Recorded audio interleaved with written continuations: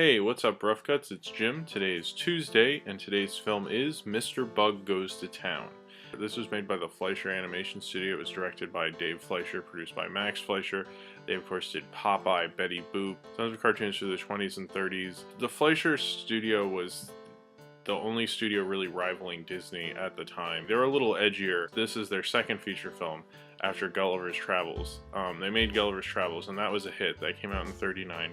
They were basically pushed into the feature game because of Walt Disney. When Snow White came out, Paramount really wanted them to make a feature, and they made Gulliver's Travels. And this is their second feature, Mr. Bug Goes to Town. This is about a bunch of bugs, and they live in this kind of vacant lot in New York City, I assume, or it could be any city. Doesn't matter what city it is. Their big leader, Hoppity, is coming back to where they live in kind of like this open lot.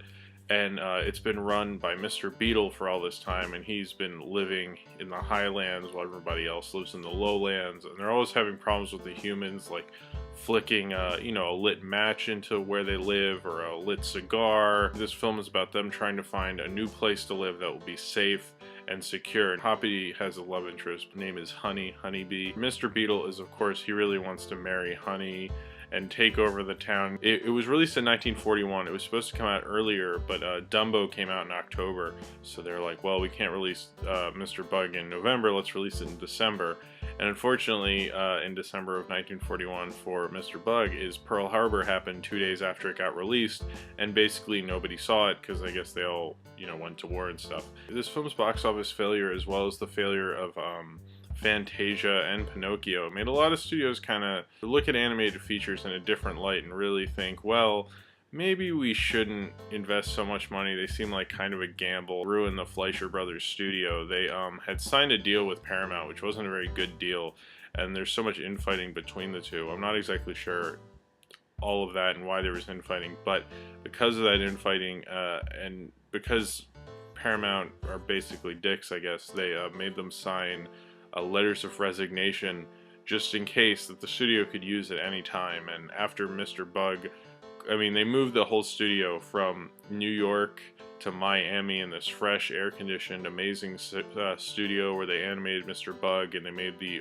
really amazing Superman shorts that they made. They weren't really that concerned with the dialogue, obviously. I think what they're really concerned with is having amazing animation sequences, which is really what Fleischer was known for. I think they weren't as interested in talking, I guess, especially at the time. Animation was more visual, and this, I think, more so than a lot of them. Like, you watch Megamind and you'll have a dialogue scene. It's like Mr. Bug won't do that. They want to have an amazing scene where everyone gets washed away by the water, or the end sequence. I always like the animation in those Fleischer Supermans, and I like the Fleischer cartoons a lot. When you see A Bug's Life, there's a definite influence from Mr. Bug Goes to Town on A Bug's Life. Not so much ants. I don't think there are really any ants in Mr. Bug Goes to Town. I think it's just other bugs, because ants are kind of boring. It has that kind of that good, like, Mr. Smith Goes to Washington spirit, like, I'm an honest guy and I'm gonna find the honest thing to do, very like Frank Capra. It has a more emphasis on humans than you expect from most bug animated films. It makes you definitely think about when you walk around with some grass, you're like destroying some bug village. Mr. Bug Goes to Town has been known under 3 titles. When it was originally released, it was called Mr. Bug Goes to Town. Then, when they re-released it, it was called Hoppity Goes to Town, which actually makes more sense because the main character is Hoppity. There's actually no Mr. Bug in the movie. And so, a lot of people call it either or. Most people go with Mr. Bug Goes to Town. However, the more recent DVD release of it is called Bugville. I think because Wikipedia goes with Mr. Bug Goes to Town, that's how most people refer to it, that's how it was initially released, so that's what I'm gonna go with. I don't know, it's just fun to see a Fleischer Brothers movie, and it's fun to watch a Fleischer Brothers cartoon. And, that's what I think when I watch this. I'm like, man, I like the Fleischer Brothers, I guess there's not much critical thought in the fact that the Fleischer Brothers were just really awesome. Alright, so thank you very much for watching Rough Cuts, and I hope you enjoyed my review of Mr. Bug Goes to Town.